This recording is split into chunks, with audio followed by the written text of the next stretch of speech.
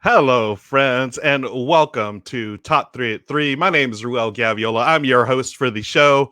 This is an occasional stream where I talk to friends and people who are involved in the board game industry, whether it's through content creation, the publishing side, or just friends and fans of the games, right? That's how we do it here. I want to thank everyone for hanging out in chat as we got everything ready to go here. I've got Richard Ham, Rahdo, about to come on in just a second. Want to do a couple of say hello to all of you in chat. I want to thank you again for spending part of your day here with us.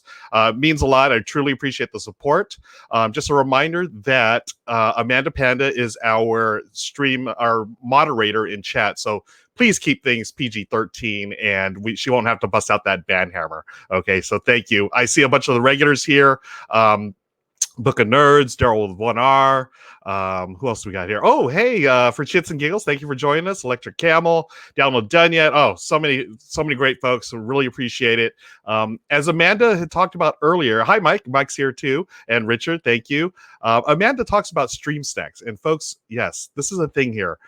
We have stream stacks. Let us know what you're eating, drinking, or partaking of in chat. Let us know. We always have a good time with this. It's, with how hot it is these days, I'm all about, drinking something cool and refreshing. So I'd like to hear what you're enjoying as well. What else do I need to talk about before we bring Rahdo on? You guys and gals and everyone else. We've got a show tonight at 7:30, Tabletop Tonight. We've got a game playing with my family. We do it every Monday, Wednesday, and Friday here on my Twitch channel. So please come back at 7:30 for that. And tomorrow at 1 p.m., I'll be playing Wardlings with Renegade Game Studios. So that's a great RPG, and I'd appreciate if you stop by as well. But, let's get to this. I am going to introduce our guests, and then I'll bring them on in just a second. Richard Ham, a.k.a. Rahdo, is the creator of Rahdo Runs Through, his YouTube channel featuring board game videos that show, rather than tell, what a game really feels like to play. He's a retired video game designer and plays board games almost exclusively two players with his wife, Jen. They generally prefer games that are heavy, but not too aggressive. So, friends, let me bring on our guest and everyone's friend, Richard Rahdo Ham. And there is Rahdo. How are you? Hey, everybody. Did you unmute me? And there. I unmuted you, yes. Okay. Yeah. As if There's we no didn't putting have that enough genie back in the problems, bottle. right? Oh, no. Oh, my gosh, folks. Yeah. Oh, my gosh. I just spent the last half hour running around like a chicken with my head cut off, dealing with the fact that my router decided to give up the ghost. I get on with him. He's very patiently, hey, Rahdo, are you still available today? With like 2 minutes left before go time. And I'm screaming, into the universe. At the last second, I get my phone as a wireless modem with the laptop as a fallback. But after one final reboot, this works. Yes. I don't know. Did it work? Am I actually here? Am I talking to myself? I hope not. I mean, I'm talking to you. I hear you. I don't know if anyone else can. If y'all hear us in the stream, let us know, please. Oh my goodness. Richard Rahdo Ham, thank you so much for joining me. I really appreciate your time. This is going to be a little different. So normally I ask my guests to talk about their journey into modern board games, and then we do a list of games. So we're going to do the list of games at the end of the show here, but. Normally I talk to how did you get into games and so forth, but I feel we talked about this before that you've done that talk before, and there's plenty of content. Anyone that wants to find that can go find it on YouTube or your channel. You've done plenty of interviews, and actually, well, the easiest one would actually after this. Because you're here for the next hour, folks. You do not step away from that computer. But after all that, if you want some more of me for some reason, you just do a Google search for Rahdo First 10 Games. And that will take you to a video where I basically talked about the first 6 months of my life as a modern board game fanatic and how I evolved and all of that. So I figured since that was out there, I didn't need to repeat that. So, Rel, what are we going to talk about instead? Well, I do want to point out one thing, and I haven't finished it yet, but I've watch the first 10, 15 minutes of your interview with Tim from Meepleville Cafe. Oh, yes. Mm-hmm. And that was folks, I highly recommend watching it. At least, I mean, I got through the first 50 minutes. I was just like, wow. I mean, you talk about Black Lives Matter and just the issues that are affecting society today. And it was a heavy talk at first. And I was like, wow. And then, I sort of skipped around because I want to come back to that. But I highly recommend everyone to watch that. But I mean, any thoughts? But I don't want that's sort of outside the scope of our show today. But any thoughts on what you talked about with Tim? I think it was last week you did that interview, correct? Yeah, I think so. It was either no, actually, I recorded it back in July, but it only just went up Oh, about a okay. week ago. I think I'm Okay. really super happy with how that came out. And when Tim reached out and wanted to talk, the first thing I asked was, "Well, okay, I just want to be sure. I just want to be clear. Are you okay if I wear this shirt on the show?" Because not everybody is. And by the way, we were so mad, panic, frantic. Is it okay if I wear the shirt? Oh, Well, yeah, absolutely. okay. I Let- mean, I don't want to push my yeah, agenda on folks in case, but I was pretty confident that you would be pretty comfortable with this agenda as absolutely. well. And yeah, I mean, actually, you're right. That interview with Tim really he got me to open up.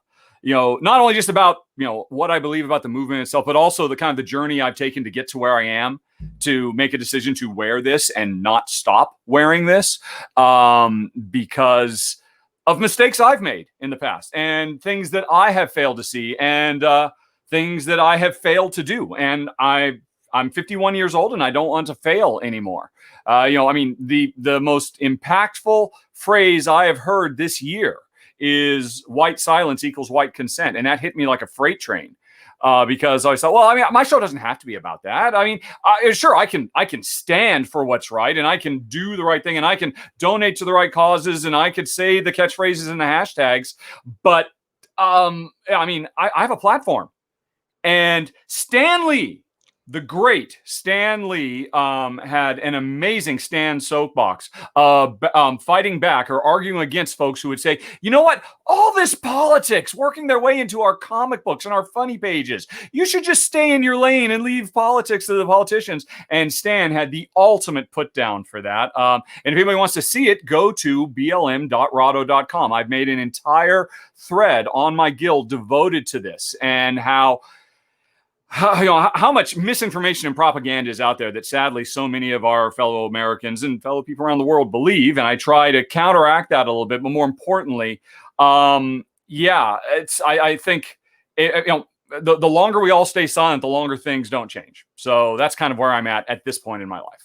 Well said. Well said. And for me, what was inspiring about listening to you talk to Tim was, you would, you said, hey, I was looking at a certain thing from a different perspective, and you were able to change your way of thinking on this particular issue. And I think that's a lesson that we can all learn from. It's like, no matter how old you are, you're never too old to learn. Right. Yeah. And I think that's such an important lesson. I kudos to you and Tim for talking about this and, bringing it up. For me personally, I really appreciate that. So how do I segue from that to talking about games? You can do it, man. Be smooth. Be smooth. Yeah. So we go from that heavy issue, but let's, you talked about it also in that interview about, you were, somewhat your first 6 months of board gaming, but how do you decide to just pick up a camera and start filming this stuff and then becoming like this, the biggest face on YouTube as far as, playthroughs and stuff? Like what? Yeah. Biggest. That's very kind of you to say. Well, no, it was largely a matter of practicality. I had been a video game designer, lead designer, creative director type for almost 2 decades. And in my mid 40s, I was completely burned out. And I'd gone through some particularly tough times, had some things I was very passionate about get canceled right out from underneath me.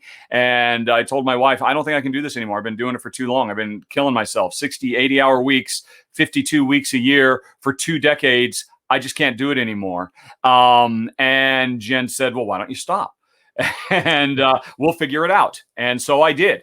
And suddenly I found I had a lot of time on my hands. And I realized that without my video game money coming in, I couldn't continue to afford my my habit. Yes. Well, I'd say hobby, but no, my die-hard habit that I had developed. And so I'll be honest, I'm always just very upfront about this. I know a lot of people are very coy saying, well, I just make the videos for the love of the video. I started making videos. I picked up my iPhone one day for 2 reasons. One, I had a lot of time on my hands. And 2, I thought, well, if Tom Vassell can do it, maybe I can do it too. Because they send him a lot of review copies of games, and I don't want to stop getting games. Right. And yeah, I just started. The path I took, I really kind of lucked into because of my video game background. at that time, this was around 2011 to early 2012. Let's play videos were just becoming a thing on YouTube. I can't imagine that PewDiePie was anywhere near as big as he is now. He was probably just starting out or had only just gotten early successes. But this idea was still so antithetical to people. Why would I watch somebody on YouTube play a video game? I'll just play it myself, thanks. But in fact, of course, as we now know, Let's Plays are the most dominant video form on YouTube when it boils right down to it, except I suppose for music videos. And I thought, yeah, these are a growing thing. I like them. I appreciate them. Why is nobody doing it for board games, which is what I truly love? Okay, I'll do it. And that's basically where I started. My intent was, as much as possible, to make you feel like through the first-person perspective of my crappy iPhone 4, I think I started with, and with my unfortunately hairy arms in the foreground, if you could put that aside and just project yourself into it, you would feel like you played the game. Because these games are expensive, and my goal has never been, people get this wrong. My goal has never been to teach people how to play. It has never even been to do reviews. Although, of course, I've never denied that I am effectively a board game reviewer. There's a lot of controversy about that, too. My goal has always been to help you, the audience, get a sense for whether you will like it. Because it doesn't matter whether I like it or my wife likes it. We're just 2 data points. But if you can feel like you have spent a half an hour or 40 minutes at the table and you can say, yeah, that would be good for me and mine, for my loved ones, my friends and family, then I've done my job. Or by the same token, if you've watched and you say, oh, yeah, that will not work for us. And I'm so thankful and grateful that it worked. I mean, I always warn people, sure, watch my final thoughts if you want to know what I thought, but that's immaterial. Draw your own conclusions from the video. And of course, now I think we're seeing more and more and more of that. Although, I'll be honest, very few folks who are doing board game run-throughs now copy what I think is the most important secret sauce of my show, which is I actually talk about what I'm thinking. I don't just say, okay, well, I'll just play this card, and that means I collect 4 of those sheep, and then I can convert 2 of them into gold, which I use to buy first player. My turn's over. I actually, okay, well, I've got 4 sheep, and that could get me the 2 gold. But do I really need that gold? Yes, first player is nice, but honestly, I'd still be fine with, that's where a board game lives. It's all those permutations, all those cause and effect chains. That's where the fun factor is. And there are very few channels, from my perspective, that articulate those mental processes. I think most people think, oh, that's really boring. Just demonstrate the raw mechanisms of how A leads to B to C to D. And to me, that's almost the least important thing about my show. Those create a scaffolding that I then navigate through, narrating every step of the way. Agreed. And why do you think that is? That's exactly why I love your run throughs is that, you really do get into, okay, here's what I'm thinking on my turn, or here's what Jen's thinking on her turn. Why don't more content creators follow that format? Why do you think they're just, doing A to B to C to D? It's a really good question. I mean, and it's not at all uncommon for them to even go out of their way to edit out that content. I've seen folks doing that. And there's no denying the fact that while I have been very, very successful, I turn away a lot of viewers. Believe me, I hear every day, 7 days a week, 365 days a year, how terrible my videos are because I just won't get to the point, that I spend too much time waffling and pontificating and not enough time actually playing, that I should be able to finish an entire game in the time that it takes me just to articulate 3 turns. And so I know there's a not insignificant audience who just look. I can only draw my own conclusions by just seeing the raw mechanisms, and anything else gets in the way of that.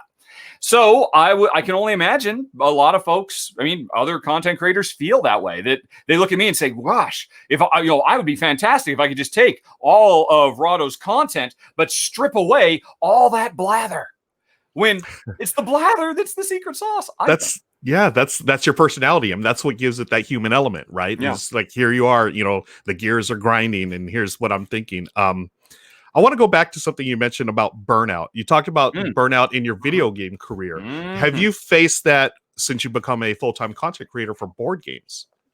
I have not, but it is something I'm very, very cautious of because my wife has. My wife and only gaming partner. There have been more than one occasion, especially early on when we started first few years of doing Rahdo runs through, where at that point I was like, hey, well, let's play anything. Let's give it a try. Put everything at the table, because as a former game developer myself, even if it's a game I don't enjoy, I still kind of enjoy it just to analyze it and see how it works and take lessons away from it. I can appreciate it on an academic level. Jen only enjoys them from a perspective of, am I having fun making these decisions right now? And the first time I ever heard her say, after some game that it turns out she just wasn't that jazzed on, that she said, well, maybe we should just take a break from these games for a while. I was like, whoa. Whoa. Okay. I am doing it wrong here. And after that, I became incredibly vigilant about ensuring that before anything hits the table, I have vetted it to the nth degree to make sure she is going to have a good time playing it, or at least to the best of my ability, knowing her and knowing how games work. I've been able to anticipate whether she will find it engaging, because if she burns out, it's over. Well, it's all over. So I kind of have that built-in filter. I mean, she'll get burned out well before I will. And my number one every waking moment of Rahdo runs through is ensuring that doesn't come to pass. And then, so what have you felt the burnout though? I mean, you've talked about Jen. What about yourself? Have you gotten to that point yet? And if you did, or if you felt like it, how can you get over that hump, or how do you deal with burnout? Well, I mean, burnout with games or burnout with doing the show? How about both? Okay. Burnout with games, no. But what I have had to do really kind of aggressively over the last couple of years specifically is kind of, what do you call, tightened the valve so that less water, it used to be, I was committed to covering as many games as I could a month. Starting last year, which was my 8th year of filming, I said, you know what? It's my 8th year. I'm going to commit to exactly 8 run-throughs a month. That's 2 a week. That should be good enough. Plus, there's podcasts and other stuff. And of course, I didn't stick to that, but it's still, at least I did kind of pull back towards that. This year, starting my 9th year, I rearranged that to commit to 6. And that is more than anything else, making sure that I don't burn Jen out. Now, we're still playing. We probably play on average 20 new games, learn, play every single month. But when it's a game that when it's a game that we can play that we know I'm not having to turn into video content later, there's like a huge weight lifted on both of us when it boils right down to it. Because even though Jen doesn't appear in most of the videos, she's still not. The first thing I'm going to do after we're done is drill her about what did you think? What was your experience? I mean, you've played half of this game, and even though she is a professional glass artist and graphic designer, so she's never really had a vocabulary to talk about game design, and yet I still just try to pull out of her everything I can, and she knows that's coming. Sometimes I can't even wait, and I just start, okay, let's start dissecting this halfway through the game. What do you think about this and this? She's like, can I just play the game? Okay. I'll wait till the end and ask you. So that's a pretty regular thing. But what I did really starting last year, or no, is it this year? No, I've been doing it for just over a year now, is rather than trying and failing to cover every single game that comes through my door with a run through, because I just humanly can't do it anymore, I now have a monthly compilation show where at the end of the month say, hey, here's all the 20 games. I'll talk about each of them for 3 or 4 minutes, and in addition to that, there will be the 8 or 6 run-throughs I'm doing now. Oh, that's not all. I'm doing run-throughs, but then I'm doing Patreon-specific content, behind-the-scenes videos and extra plays that don't ever go live because they're only for backers of the show. So I was so vehemently opposed to ever doing that. I mean, I could have done this a long time ago, but like I said before, I've never wanted my show to be about what I think and about my opinion. I don't mind giving it, and I know my audience wants to hear it.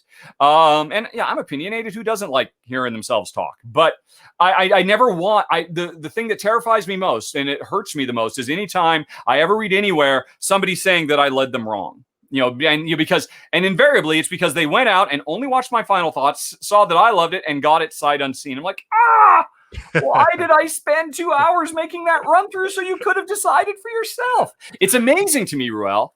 These are so expensive. And yet there's such a high percentage of gamers out there who want to make snap decisions. Okay, I'm hovering on the buy. Should I buy? Should I not buy? It's like, that's a $60 thing. Yeah. maybe spend 20 minutes thinking about it. Don't just click yes because some random person said get it. I don't know, it's very strange to me that. But anyway, it was a necessary evil because I was to the point where at any given time I'd have over 100 games that publishers had sent me, and these were games that I had vetted and said, yes, I think we would like to give these a try. And there are so many of them I cannot keep up. I mean, the industry has gone through so much explosive growth in the last decade that I ultimately have to do it. And of course, the Roundup is by far the most popular show I do every month. Gets more views than anything else. And so I have become that which I fought against for so long. But I mean, it was just absolutely necessary. And all of that, back to your point, was a method to try to scale back the sheer amount of volume to combat burnout, both in terms of playing and in terms of making the show. So you're proactive in that sense. You were guarding against that possibility that, hey, I'm going to get too many games. It's just going to kill me to make content and play games. Okay, so that's a great. I should say there's one other thing I'm trying to do with the ninth year as well. As you know, I am starting to bring on contributors as well. So because I just can't cover it all myself and I need help. So I'm on the lookout for folks who I think are a good fit. Shay Parker and Ryan Crichton. They've both been doing several videos for me, and that's working out well. And I don't think I ever want to have the raw, unbridled ambition of Tom Vassell. You know, I mean, I do not want to create a contender to the Dice Tower empire. I just want to make sure I'm getting all the games covered. So there's no chance of a Rahdo Tower in the near future. That is not on that got scratched off the list a long time ago. And by bringing on different contributors, do you find that difficult? You know, this is your baby, right? And then to give up some of the control. I mean, obviously you still have certain things like you want your other contributors. Hey, I want this to look like this or follow this format. But how is that a difficult process for you to give up some of that? I was worried it would be. Actually, I should say, behind the scenes, there's another thing I've done for the first time this year. I've gotten much more serious because I brought on a channel manager. And talk about burnout. Prior to having Andrew on board, the amount of time I spent interfacing with publishers and dealing with all kinds of minutia of just running the show, paying Paulo. I mean, I've had a contributor for years now. I mean, Paulo is a paid member. I do my best to take care of him, but having to deal with all of that stuff, in addition to just trying to play the games and film the games, it was very overwhelming. And having Andrew come on, the first thing he did is, I'm going to find you contributors. And I'm like, nobody does what I do. It's just, and he said, nope, I'm going to find him. And he went out and he thoroughly scrubbed every single bit of board game content there was. And he came back with Shay and said, nope, this kid can do it. He can do what you do. And I said, he's never done it. He said, nope, but he can do it. And so I watched him and while he'd been doing, rules teach videos for the most part and some video vlogs and stuff like that. But one of his video vlogs, the way he talked about how he personally teaches games really spoke to me. And it was like, wow, okay, you're my brother from another mother there, right there. You're verbatim saying what I would do. And and it didn't hurt that he is a trained actor, a improvisational actor, groundling stuff. So he's fast on his feet and all that kind of stuff. So we gave it a try. He did a test video and it was awful. And it was fine, but it was nothing like what I would have done. It had the same bones, but it was just so far off in a different direction and different emphasis and different cadence, different structure. But so basically, I took that video, which was like 25 minutes long, and I did a 90-minute critique, just watching, pausing. Okay, here's what you did here. And you really should have been talking about this now, because you see, if you talked about this, and basically I did a run through of his run through, breaking down my thought process of how I would have filmed it. And to his credit, the second attempt, he nailed it to the wall. And if he had gray hair and a slightly deeper voice, I don't think you'd be able to tell him apart from me. He so nails it now. Yeah. I'm absolutely blown away. I mean, so much so that he is convincing me. I'm for the first time seeing what it's like to watch my videos, because he is convincing me to check out games that I know and I long dismissed as something I would never want. But his enthusiasm and his unbridled passion for it comes through in the same way I guess mine does. Absolutely. And it's potent. So that worked out really well. Ryan, on the other hand, he's just doing a completely different thing. He's just brought his unique style of how to play rules videos, which, by the way, are by far the most polished and professionally presented in the industry. And yes, I say that knowing I'm dropping a mic there to certain Canadians. No offense to certain Canadians, but Ryan, although to be fair, Ryan is also a Canadian. Maybe Canadians are just amazingly good at how to play rules videos. But I was so blown away by Ryan's stuff. And that was a case of him coming on and doing something completely different. Like I said, it always frightens me every time somebody says, you know what, I'm not going to read the rules. I'll just watch Rahdo's video. No, don't do that. Don't do that. Or at the very least, please turn on the Klingon subtitles if you do. Yep. So that was actually pretty good. And, I'm hoping to bring on more folks, to try and maybe be able to do what I do and maybe do completely different things as well. So we'll see. Cool. Awesome. Thank you. I want to thank you, Rahdo, again, for just hanging out and chatting with us today. Yeah. We're going to start talking about games in just a second. I see here now you're not, you don't have a Twitch channel. Is that correct? No, sorry, Bob. Okay, so this thing on Twitch, I'm going to do this thing. There's a thing that creators do, or other Twitch streamers do, where they raid other people's channels. And so we've been raided. So I'm putting on my raiding hat for our friends here. This is something that Michelle made out of a manila folder, believe it or not. And I have seen you wear this several times. Yeah, so that means I've never heard you explain this though. What is happening? So we've gotten raided by another channel. So someone else's was their channel, their stream had ended, and at the end of their stream, they take all of their viewers and say, "Hey, let's go raid this channel." And they've raided. They saw Rahdo was on Ruel's channel. Let's go raid Ruel and Rahdo. So another so many people here. This is the raiding hat. Thank you, raiders, for joining us. Oh, well, yes. Welcome. Welcome. This is Rahdo, folks. It's lovely to have you. So thank you. Yes, this is the raiding hat. We are going to be talking about, so for those who just joined us, we're hanging out with Rahdo today, and we're going to be talking about the top 3 games that did not make the BGG top 3,000. So there's like thousands and thousands of games on BGG. You always talk about, everyone talks about their top 10, their top 20, their top 100s, and Rahdo, before we met today, he said, hey, why don't we do something different? And this is what he came up with. And I love this idea. And I'm going to be honest. So I know what's coming up on the list, and I'll be honest, I have never played any of the games that you picked, sir. I saw your list as well, and I'm like, what are these games? This is so great. This is perfect. That's not true. I know one of them, and I think I maybe know another one, but I'm not 100% certain. But yeah, I mean, more than anything else, I love alliteration. I mean, Rahdo runs through. It's woven into me. So 3 at 3,000 was a no-brainer.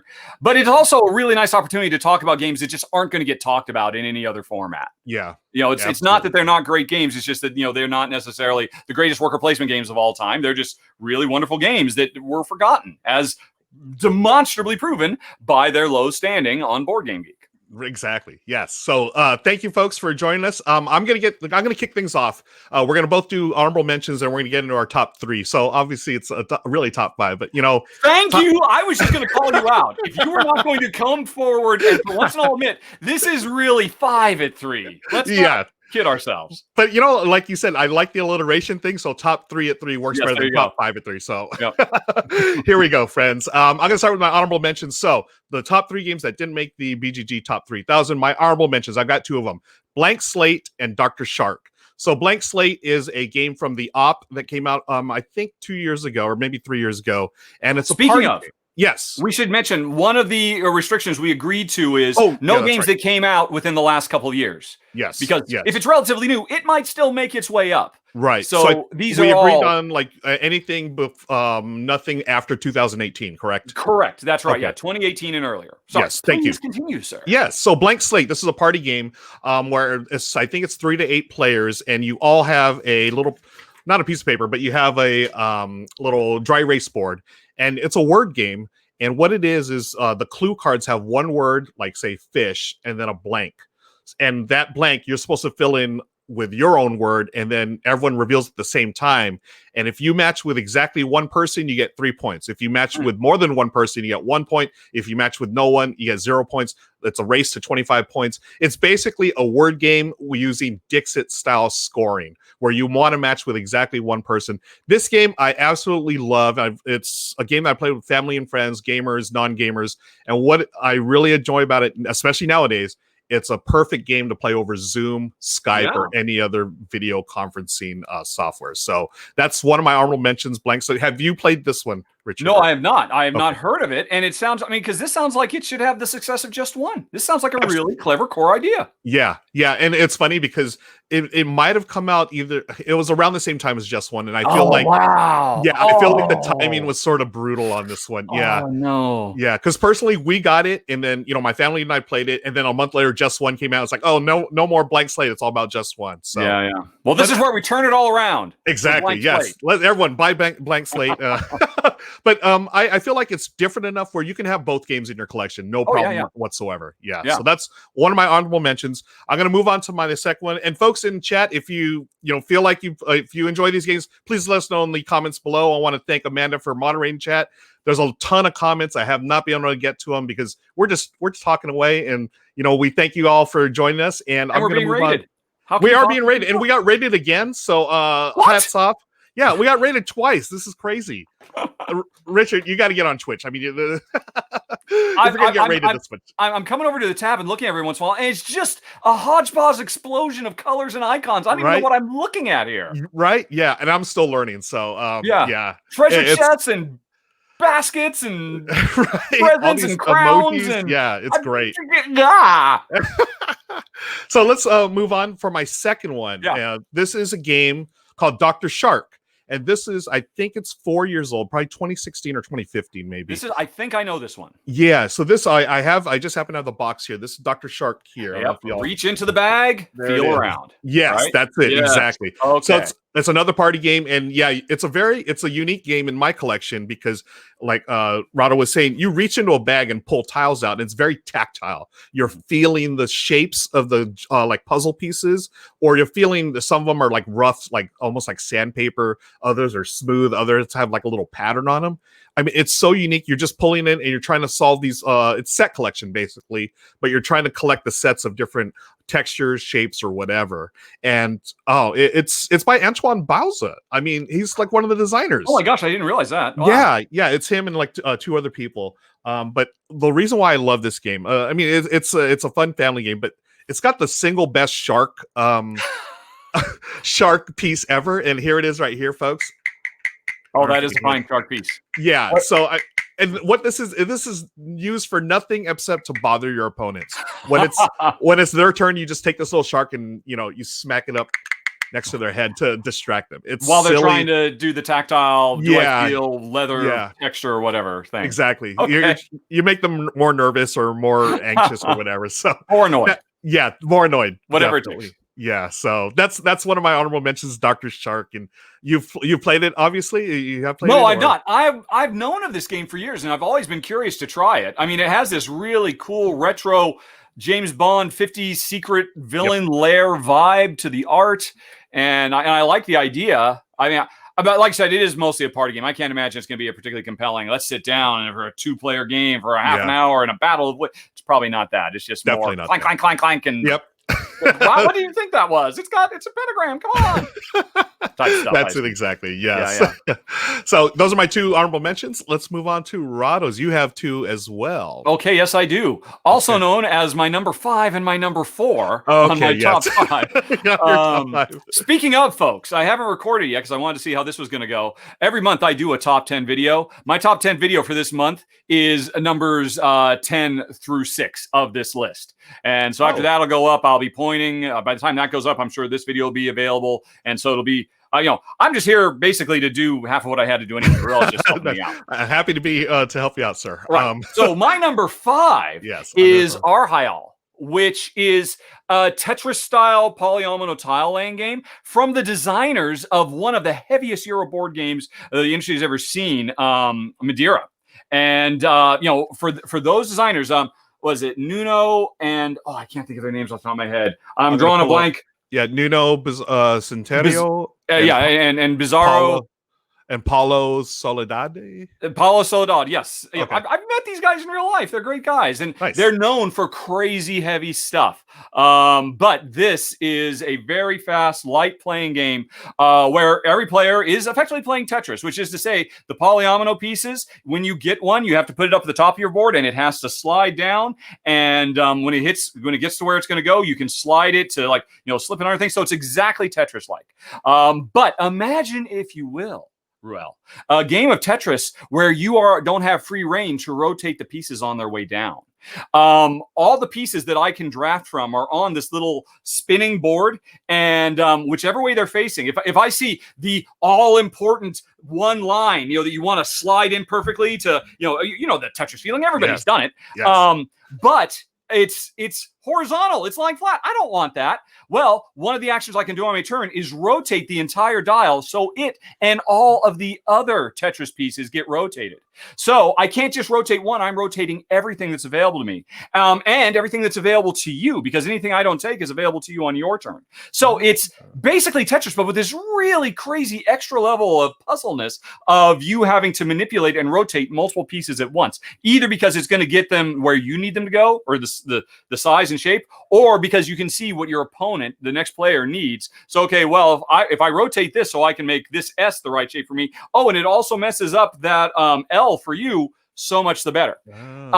It's really, really clever. And the other thing is, all the Tetris pieces are unique colors, and you try to get all the colors blobbed together to get bigger and bigger area control. So nice. On top of everything else, you're playing an area control game too. It's super sharp, and we like it a lot. That's my number 5, or my first honorable mention. Your first honorable mention. Yes. Now, going real quick on, I've never played this game, and it almost seems like something that Uwe Rosenberg would have created. You mentioned right? how what's it? Blank Slate just suffers under the shadow of just one. Yeah. I suspect this suffers in the shadow of Uwe Rosenberg's trilogy, or quadrology, or quintology now. He just keeps putting out more of these Tetris games, and they suck all the oxygen out of the room. It came out right around the same time as Barron Park and Spring Meadow and whatnot. And honestly, I think it's one of the best. It's so sharp. But it came from a smaller publisher, so it didn't get quite the same push. But I think it's one of the best ones out there. A big part of it is because of the Tetris nature of it, that you have such harsh restriction. You can't just build wherever you want. You have to build in a way that is kind of hardwired into all of us, because we all play Tetris so much, I assume. Right. Now, when the pieces you're rotating the pieces, it's on a central board, and then do you have your own board? Is that how it works? That is exactly right. You've got it. Okay, I painted a picture for you, and you picked up on it. Although I was really kind of vague and nondescript at all, but you filled in the blanks for me. Thank you. Well, I'm thinking about it because I know this is the type of game Michelle would like. So yeah, I'm gonna have to make a purchase after this show. Yeah, it's a lot of fun, and there's actually more to it as well. It has to do with the area. It has like little double meeples, which I've never seen before. There's a lot of neat ideas, and it's got a really fun light. Arraial is a Portuguese word for a particular type of street carnival celebration festival type thing. And all the different Tetris pieces represent all the different party goers, because you're making dance floors and food stands and whatnot. Everything about this game is just happy and upbeat and joyful. And then it's got really solid gameplay on top of it. Awesome. Cool. Yeah. All right. So that's one of your honorable mentions. And now your number 4. My number 4 is Nomopolis, which I'm sure you're familiar with Orleans. Yes. Or Orleans, as I'm sure many people pronounce it, because that's what it looks like. This is a bag builder along the same lines. Basically you're filling your bag full of little gnomes, which are these adorable little gnome meeples. They're really, really cute. Custom. I've never seen them of any other game before. But every round you're going to pull some of them out and put them to work, and they gather resources. You use those resources to build other buildings. Those other buildings bring in more workers for you, but more worker placement spots, so you can do more stuff. It's a pretty standard engine building game on the surface, but driven by bag building. And there's a lot of things I really, really like about this. One, it is a very, very fast. It is one of the most hyper accelerated engine builders I've ever seen. This is not a game of very slowly rubbing two sticks together until I can finally make my first thing. And by the time you get halfway through the game, I can finally do. In this game, you're doing big things right away. Every building you build brings in more workers. But as you bring more and more workers in, of course, that are going to go into your bag. In this game, it's a cup builder instead of a bag builder. You have a problem. These buildings that give you special powers, that give you points, that bring more workforce in, that you then have to sort, and hopefully you pull the right ones out of the cup. They also, they have sleeping quarters on them, because at the end of the game, all of the workers I've got need to have some place to sleep. And if I have not, and often you'll build this particular building because it gives you great power, but it gives you a bunch of workers that can't be housed in that building. So you're having to build other types of building with the goal of making sure everybody's got a place to live at the end of the game after you've built up this little nomopolis. And like many, many deck builders or pool builders, you start out with some crappy meeples that you just want to get rid of so you can keep drawing the really good ones. That's so standard from Dominion on. But in this game, those weaker ones, which represent the young gnomes, the students, they're interesting because they are the easiest to find homes for, and they are the easiest to convert into points at the end of the game. So do you keep them around so as not to waste all the beds for them, even though that clogs up your entire engine?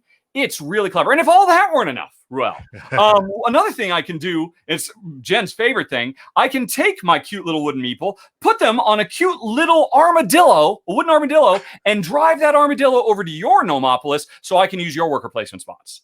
And wow. That did not have to be so adorable to have a little armadillo meeple that the little gnome meeples ride on, but it's just super charming. I mean, that alone is sold me the game right there. You got the armadillo meeple. Yeah, right. Oh, so fun. Nice. Yeah. That's another game. I had never heard of that game. I had no clue whatsoever. I think it came out of Brazil. It was a South American publisher. So again, it was a small publisher, just had a hard time, gaining traction. If I had one complaint about it, like any deck builder, as you play, you think, boy, this is great, but I wonder if I will get tired of not getting a new influx of cards and stuff.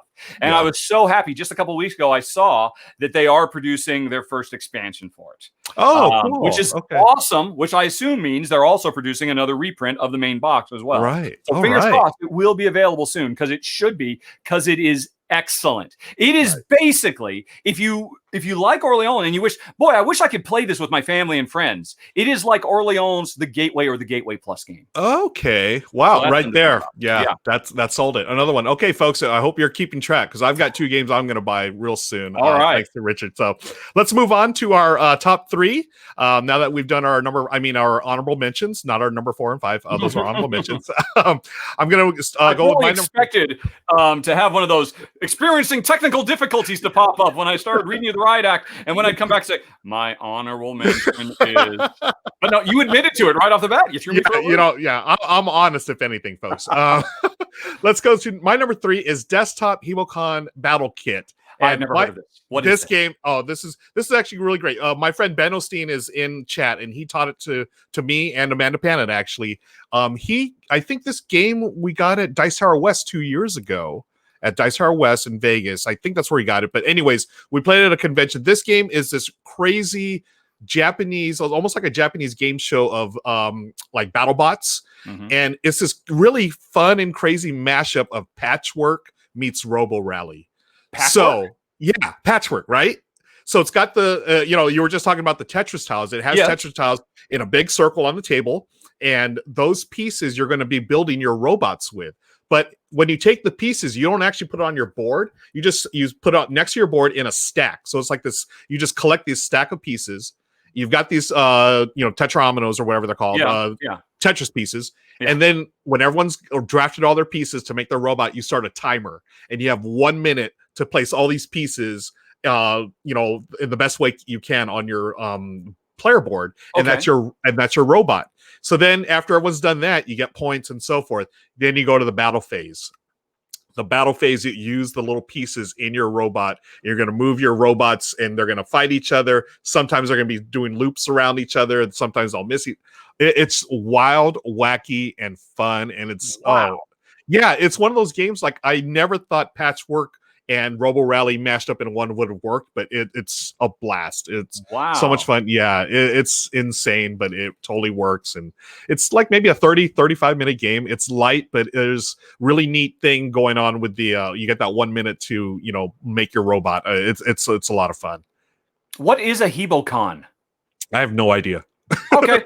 Yeah, I think honestly, I think it means it's based. I don't know if it's actually based on an actual like Japanese game show or something, but it's based on like those homemade robots, like in BattleBots or whatever. Those right, shows the old were. Comedy Central show. Yeah. Yes. And Ben Osteen, this is a song. Just, hi Ben, thanks for joining us. He says HeboCon is a real event, so I trust Ben, and if Ben says it's true, it is a convention for terrible robots, apparently. So yeah, that's my number 3, folks. HeboCon, desktop HeboCon battle kit. A lot of fun. Wow. Yeah. I'm at a huge disadvantage because you're bringing all the crazy, wacky, off-the-wall fun stuff, and I am bringing all the dry, soulless Euros. No, but that's like the perfect mix, though. As an Omni gamer, that's what I appreciate. I can play any of these. So yes, well, it does not get any drier or more soulless than my number 3, The Great City of Rome. Okay, which is a phenomenal tile laying, or they're not tiles, they're cards, but they're squares, so they could have been tiles, they're just cards. So I'm going to call it a tile laying game anyway, where players are working to, cobble together the best district of Rome after the Great Fire. Typical stuff. And if anybody goes out and looks for this, the first thing I will fully admit to is say, yes, this has got to be in the running for top 5 ugliest board games of all time. And I don't say that lightly. I'm aware there's an artist out there who probably worked very hard on it, and it's adequate, but it's just completely lacking of charm or anything that would draw you in. But the gameplay is so good. It is from the same design team that brought us Elysium, which I don't know if you played that one. That one definitely got a lot more attention from Space Cowboys. And it's one of those tile laying games where you have a very, very tight area to build, and the different types of things, whether you're getting, forum buildings or aqueducts or whatever, they all have unique rules about how they score and what they have to be next to. So the whole game is basically a jigsaw puzzle that you are trying to figure out as you go based on what you get. So that stuff is very nice, but it's been done in a lot of games. What really makes this one special is the turn order structure, because every round there is a worker placement board that comes out, and they're randomly generated from different little subboards. And at one end of this little worker placement board is the Emperor. And when it's my turn, I take one of my workers, and 2-player game I have 2. I think with higher players, everybody just has 1 per round. And I can go on any one of the spaces. The closer I am to the Emperor, the sooner I will go in turn order to be able to grab the tiles that I really want. The further away from him I am, the more resources I will get to actually build what I want. And it's interesting, because these worker placement spots, there's a brick and there's a gear and there's another brick and another gear and another brick. If I go all the way to the end, I will get all of those things and have a huge payday. I'll be set for a while. The gears represent being able to run the buildings and activate the special powers I've already got. The bricks are what I need to actually build the stuff that I can then want to run.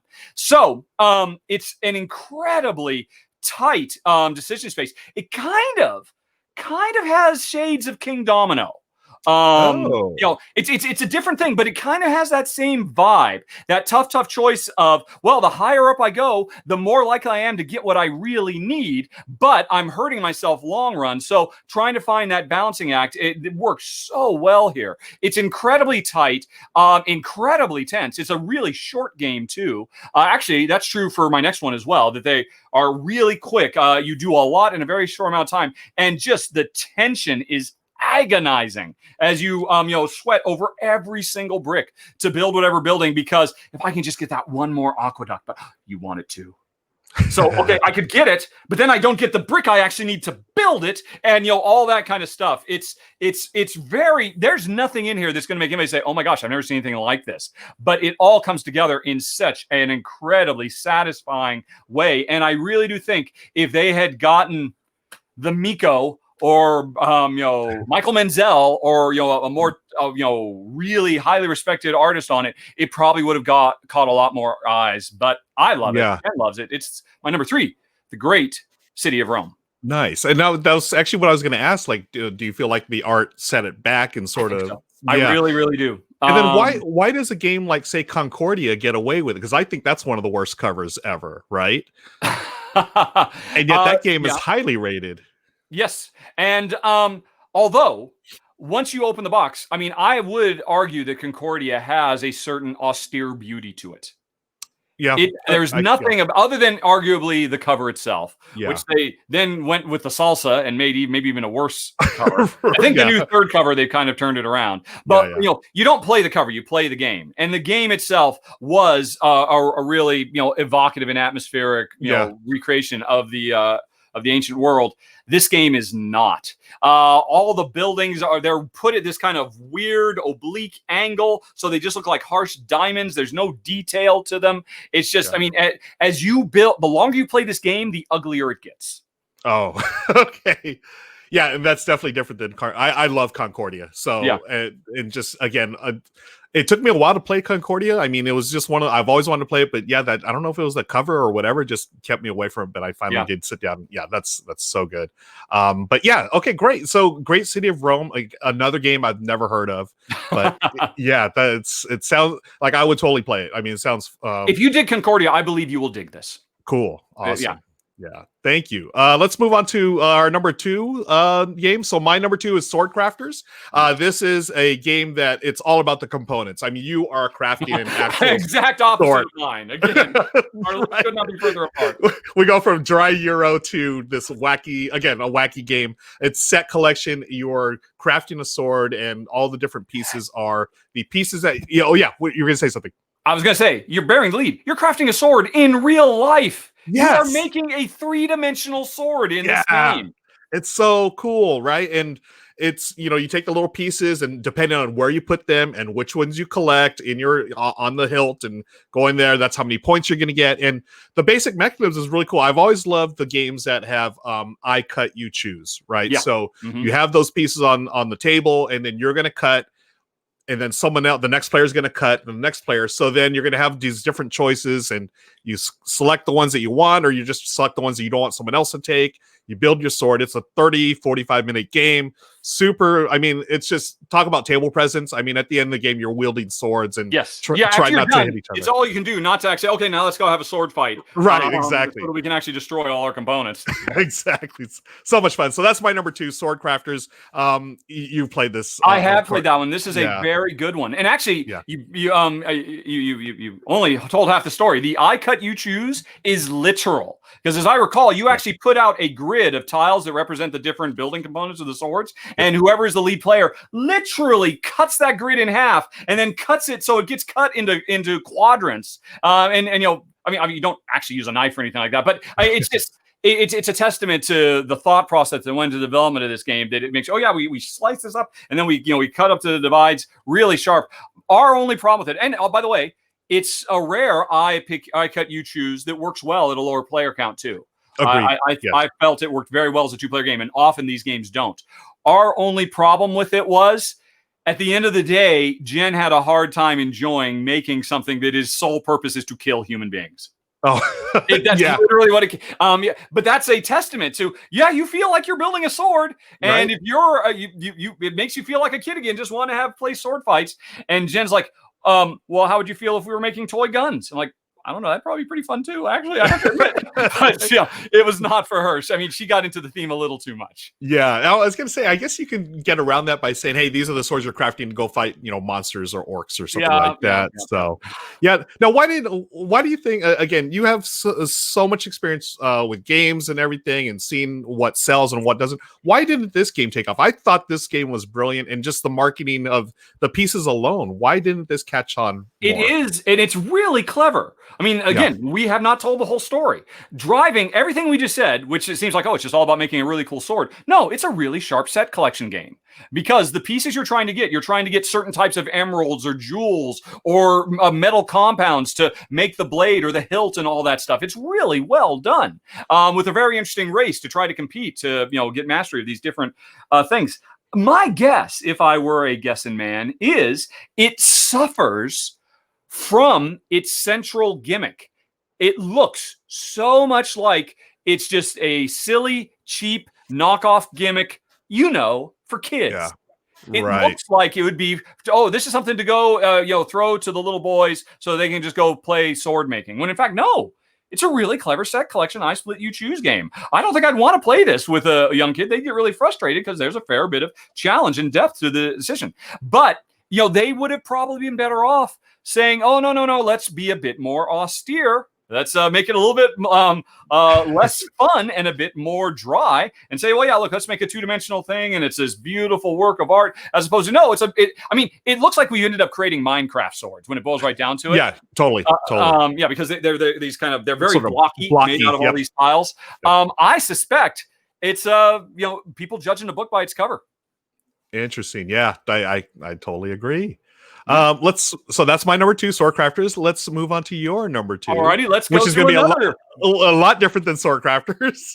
Yes, we're getting back into the realm of the dry soulless Euro. The Jace, just another soulless Euro, is what people use disparagingly. But I love Jaces. Bring on the soulless Euros.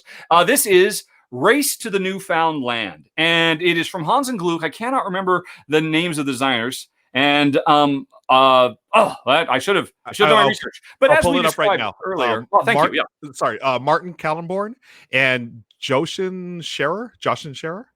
They have hard names. That's why I don't remember. But anyway. This is a game all about the title says it all. This is a race. This is one of the most intense racing board games I've ever played. And that's not to say this is a game where we have cars and we're going around in circles trying to cross the finish line. It's a game of new world exploration. The board, which looks nice, it's not super, but it's a nice, solid looking, well presented Euro, is a collection of islands in the New World and in the Newfoundland area, I would assume. And we only play this game for 4 rounds total. It is, and I mean, I said this before, but in this game, it is so short. You feel like you have so little time to do so much because we see all these islands and we're going to completely cultivate and exploit all these islands in just 4 rounds. How is that even possible? The thing that actually drives the game is there at any given time, there are, I think, 4 ship cards that are available to draft. No, 8. 4 cheap ones and 4 really expensive ones that you save up for the second half of the game, which is only like 3 rounds. You don't have much time to save up for them. But all of these ships have a speed rating because this is a race, and they have different stats of whether they're good at carrying materials or colonists or what have you. And we're basically drafting to get these boats and then using them worker placement style to either get tons of goods that we need to ship out to the New World or bring other goods back, get colonists to ship out, get the resources we need to set up colonies out there. And the thing that makes this game unique, because again, this is probably something that doesn't help, but there's probably no one mechanism in this game that you say, I've never seen anything like this. It's a nice, solid combination of kind of standard settings and mechanism stuff we've seen in other games. What's interesting about this game is with every move you make, there's a half a dozen different races you are trying to decide, what am I making progress on? Am I making progress on the race to get shipped back home, to get these islands filled up with colonists? Even the victory point track is a race, because as part of setup, on the victory point track, we put these markers, and the first player to hit the marker at 15 points or something like that is the first player to get to go to a deck of super powerful cards and take any one they want. And then, if they make it up to 30, they get another one. So we are racing everywhere. And this is an engine building game. And what is so often the case for engine building games is, right, I'm building the engine and it's coming up and now I'm going to have this amazing turn. The game's not long enough for that. This is a game where it is all about the bird in the hand so utterly destroys the 2 in the bush. And this makes it feel so fresh and different from other games of its ilk. It does really clever things as well. Like I was mentioning on the victory point track, if you are the first to hit 15 points and you get first dibs on the really super powerful cards, because I'm further behind, that token moves further down on the track. So that because you have done most of the work, now I can benefit from that and catch up with you very quickly. So, and all the races work in a similar way, the area control race, the shipping race, and all of that. And yeah, it's an incredibly powerful game that is incredibly tense because you are at all times with every single decision trying to decide, well, I'm going to hurt myself in that race to win in that race over there. I think I have to forgive that one or give up on it, but maybe I could still pull it off depending on what you're going to do. Oh, and one other thing I very much appreciate too. The reason the race is so important is because this game breaks the fundamental rule of Euros. The card powers you can get, the ships and everything, are nowhere near balanced. There are definitely good cards and crap cards. And if you are not winning in some of those races to get some of the amazing cards, yeah, you're definitely falling behind. So the tension and the excitement for somebody who loves a soulless Euro like me, it's palpable. And it's why it's my number 2 race to the Newfoundland. Nice. It seems like for a game that's about, I think it was 60 minutes or so, it seems like can you fall into like problems with AP in this game because you have so many things you're trying to worry about, and does that extend the game time? It is. I would say there is a potential for some crunchiness. Okay. My wife is very sensitive to that, to be honest. I mean, she kind of embraces AP. Okay. If we ever had a kid, we'd give them the initials AP, I think, somehow, because it's just in her wheelhouse. I don't think. Well, I mean, really, with every single ship you get, you can see the strengths and weaknesses of that ship. And that does kind of guide you. Once you've got your ships and you know what you want to do with them, a good part of the game does move along at a pretty good clip. I think it's a pretty solid, easy hour. Yeah, okay, cool. I've got to put this comment here. So we were talking about sword crafters and stuff. Daryl with 1R, one of the regulars here, said sword crafters should have used the same box as Concordia. So perhaps that was the answer that we. There you go. Yeah, they didn't lean Thank into you, Daryl with 1R. Yes, they look too fun. It looked too fun. That's right. Let's get into our number ones now. These are the big ones. Okay, we do the drum roll. Blah, blah, blah, blah. Number 1. So my number 1 game outside of the top 3,000 on BGG is The Godfather: A New Dawn. This is not the Godfather game that came out from CMON. Eric Lang was responsible for. This is The Godfather: A New Dawn from IDW, and the designers were Jay Cormier and Senfung Lim. Oh, okay. Yeah, totally. I felt like this one just totally flew under the radar, and I know exactly why. It's got that problem of it looks like crap. I mean, sorry to the artists who did it. I mean, it's just very gray, and I know that they're trying to make it look like that old school Godfather 1940s New York style look, and they accomplish it, but it just doesn't look that great on the table. However, the game itself, it's a lot of fun. It's what I call it. That's a great design duo. I mean, they're fantastic, right? I love. Someone just put it down. Yeah, Gerald 1R said the Aquatiri crew. Yes, I love Aquatiri. Exactly, one of my favorites. In this game, it's a dice chucking game. It's I call it. I tell my friends it's Las Vegas, but for gamers. Okay. Oh, so, yeah. Have you played this one, The Godfather: New Dawn? No, I have not. Tell me more. Honestly, I'm sure I probably heard of it and just completely dismissed it out of hand because Jen's going to say, no, mobsters, no. Yeah. But is that fairly abstracted? It's totally abstracted. I mean, it's... Yeah. So you have dice, and everyone has their set of dice, and one player at the start of the round is going to be the Godfather, and everyone rolls their dice behind their shields, and what you're trying to do, each neighborhood on the map has certain combinations. So like if you want to take over the Bronx, you need 3 of a kind. If you want to take over the Lower East Side, you need a straight 1 through 4 or whatever. So what you do is you roll your dice, and each player in turn must offer something to the Godfather. You would say, oh, I have a 2 and a 3, or a pair of 2s that I gave to you.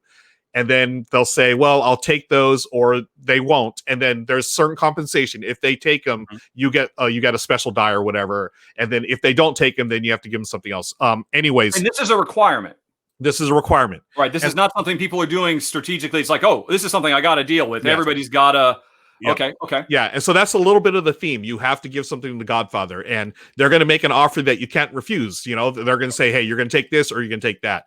And then after that phase is done, you go to the placement phase where you place your dice onto the map.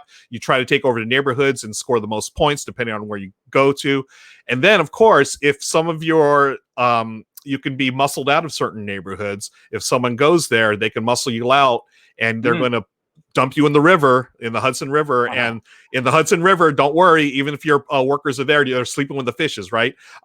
You will get like a bonus power for your next turn. So, hey, maybe you can flip over a die, or you can re-roll or whatever.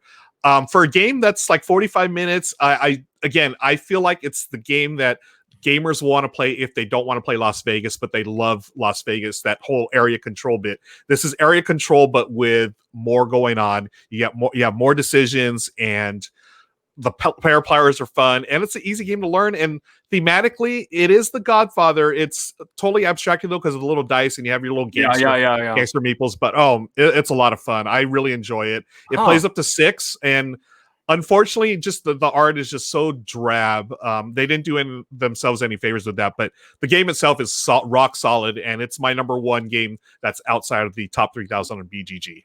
That's a good one. Currently ranked at 7,127. Clearly not given the love it needs. Yeah. I just went and looked it up. You had got me so convinced. And I thought, how could I possibly miss this? Found out. 3-player minimum. Oh, that's there it is. Yeah. Yep. And that killed them. That did not help them in trying to break through. Yeah, and I didn't even think about that. And it's one of those games I picked up on sale at my local game store, and we bring it in for game nights. And I've never played it too, so that's why. So there it is. You're not gonna. I'm not gonna. That unfortunately. My question is, how did the Godfather, making the offer work as a 2-player game? That was, and the answer is it doesn't. It doesn't. Yeah, that's it. So that's my number 1, folks. The Godfather: A New Dawn from IDW. And let's move on to our guest, Rahdo. I want to thank you again for hanging out with us today, Rahdo. I'm much appreciated. And what about my number 1? Yeah, that's what I was sort of like building up. You were leading up to it. I thought you were walking me off the stage. Not yet. The big hook was coming out. They were playing me off. Let's go to your number 1, sir. Okay. And I can take a hint. Right. This game, I have heard of this game, so I'm excited. I would hope so. Yeah, this is a big one. Well, Peloponnese, the card game, although oddly it's just called Peloponnese card game for some reason, is phenomenal. It is my number 1.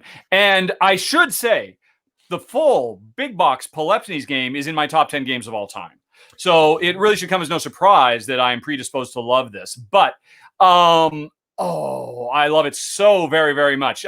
Peloponnese and Peloponnese card game are era of antiquity civilization building games where we are trying to invest in our burgeoning society, getting new buildings that have special abilities, conquering land. It gives us the resources we need to run those. And every round, both games are driven by an auction. And I know other games have done auctions this way. I don't know exactly what it's called, like the once around auction, where when it's your turn to bid, this is your one shot. Right. It doesn't just keep going and going as everybody just, I'll raise by 1. I'll raise by 1. Can we please just get to the end? It's so tense because you can see what you want, and you can see that I very nervously bid 4 on it. And are you going to go for 5? And if you do, I'm like, I can't raise. So every decision in the auction in this game is so incredibly tension-filled. Although there's a beautiful thing about it is that, if you did go on ahead and raise, if there's something else that I could afford with my bid, because everything has minimum level bids, I could then move to something else. So I do have fallbacks. Or I could just pull out immediately and say, you know what, I'm not going to bid on anything if I couldn't get that one thing. And I get compensation. I get extra resources to make up for the fact that this round I got nothing. So, just aside from trying to value these things appropriately, what is the absolute minimum I can pay for this card? Because I'm cheap and I want to save my stuff for other stuff, but still be expensive to scare you away so you stay away from it. And I only get one chance. So I have to know how you value everything as much as how much I value this so I can guess which way you're going to go. Makes the auctions in the original Peloponnese and this game phenomenal. And then the other thing that has always made Peloponnese stand out for me is the fact that these are harsh mistresses, these games. They are really cruel in that every round, very slowly, cards or chips, depending on which game you're playing, get drawn that show that we're getting ever closer to a disaster, a catastrophe, an earthquake, a fire, a flood, famine, what have you. And it's going to affect everybody equally when it gets here. And as we can see, these harbingers start to build up. It changes everything. And a particular building that nobody would have cared about, suddenly everybody is eyeing because it provides earthquake protection. And so that adds even more weight and tension to every single auction we're going to go through.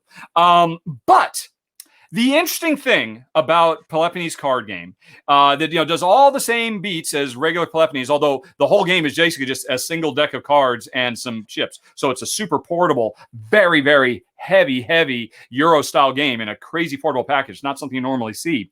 The thing that makes card game interesting is it is much more forgiving than its big brother because they've introduced new things like, oh, my building did get destroyed by the earthquake.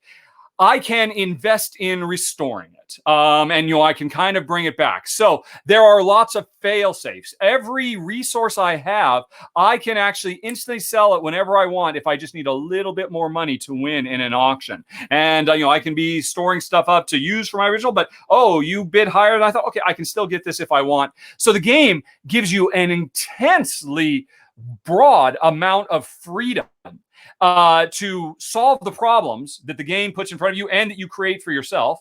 And it gives you so much opportunity just to feel clever all the time when you realize, oh, well, okay, I can't build that, but I could build this. This gets me what I need to do there to cross over this threshold. So my population is up. So now I'm doubling my income, which means next round, which is going to be the round when taxes come, because taxes haven't hit yet, I'm going to be perfect. So yeah, go ahead and take that thing. I never wanted it anyway.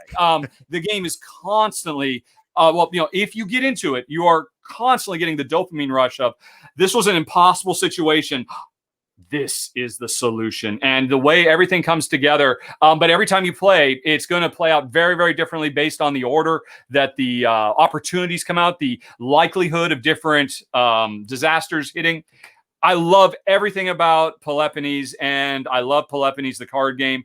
I couldn't tell you because Peloponnese has been around quite a while. It's still popular. It's gotten a big box reprint, collating all of the expansions into one. But for some reason, Peloponnese card game, well, it's on this list, which means it didn't really capture the imagination. And my guess is, since you've asked before, and I'm anticipating. Well done. Thank you.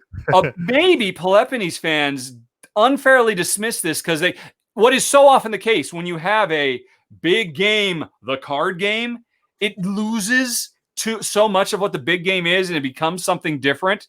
And fans of the big game don't really appreciate it. This game is a little minor miracle that it captures this whole big game and squeezes it into a deck of cards.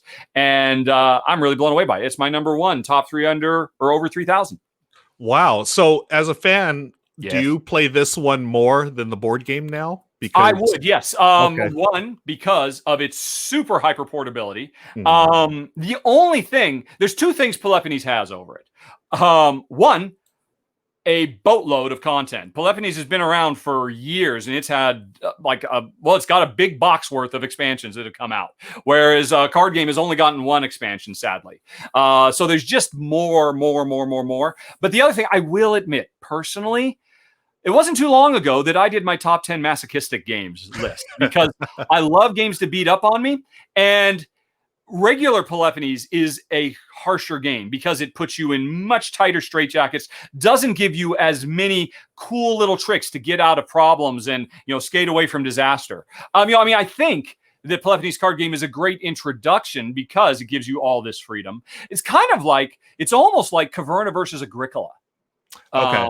If you played both and Agricola really straitjackets you, whereas Caverna says, do whatever you want. They're the same game, but they have a really different attitude. It's kind of the same thing here. And I will admit, I do kind of enjoy being straitjacketed by my games. Gotcha. Okay. And do you really? Does the audience get me? I don't know that they do. I don't know I think that you've explained it clearly, and Okay. I really want to give this game a shot. Like again, this is one of the I've heard of both games, but now I'm really, I'm tempted to buy it right now. This sounds fantastic. I love games that make you feel smart, right? Yes. And as you were talking about, it's a fun feeling. It's that rush of dopamine, like you said, and I need more of that in my life. So I will warn you, a warning. Uh-huh. As a counter to my effusive praise, I don't always recommend this, but maybe go check out Tom Vassel's Dice Towers, because he hates both of these games so much, because he complains bitterly and vociferously about how they're too mean and they're too soul crushing. And that's what draws me in. Yeah, come at me, bro. See if you can crush my soul, because that's, when you face those great Euro-y style dangers and you can come out on top, that's the best feeling. And then does this one, I'm assuming it plays a lot quicker than the board game would. Not much. Like I said, that's the thing. I suspect people think this is the San Juan to Puerto Rico. Okay, but it's not. Okay. It's pretty much, in fact, if anything, there's maybe more rules, because there are more things you can do. You were more you were more restricted when you had a board and you kept track of all your resources. Now your resources are cards in your hand. Basically, your cards are multi-use. You can use them as money for the auctions and for building, or you can use them as resources for everything you need to do to maintain your civilization. And whereas in Peloponnese, like I said, everything is in its own bucket, and you can't mix and match as much. So it pulls no punches. It is, if we had done big games in tiny boxes, this would be my number one for that list too. Wow, nice. High praise. And there it is, folks. Those are our 5 or our top 3 with honorable mention. 3 with some love. Yes, top 3 games outside of the BGG top 3000.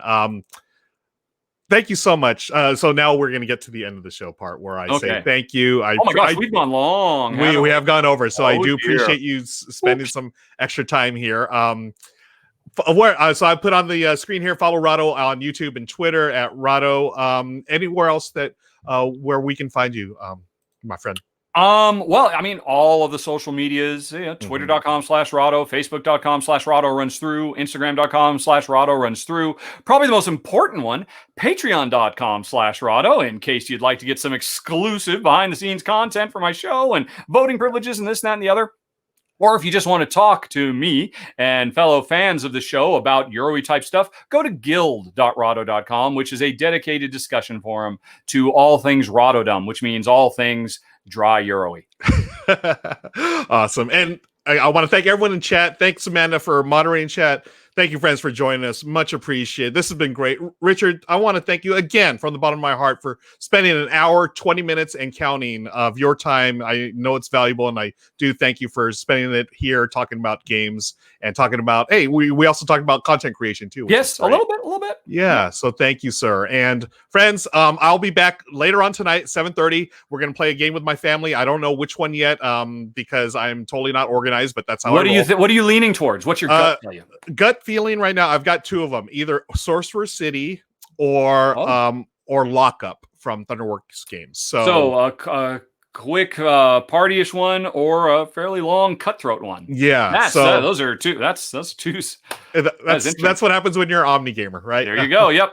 And I also want to remind everyone, tomorrow I'm going to be doing an RPG with Renegade Game Studios at 1 p.m. on their Twitch channel. We're playing Wardlings, so please join us for that. Rahdo, thank you again. Any last plugs before we get out of here?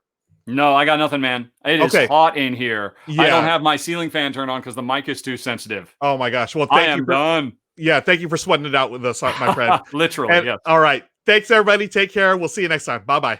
Bye-bye.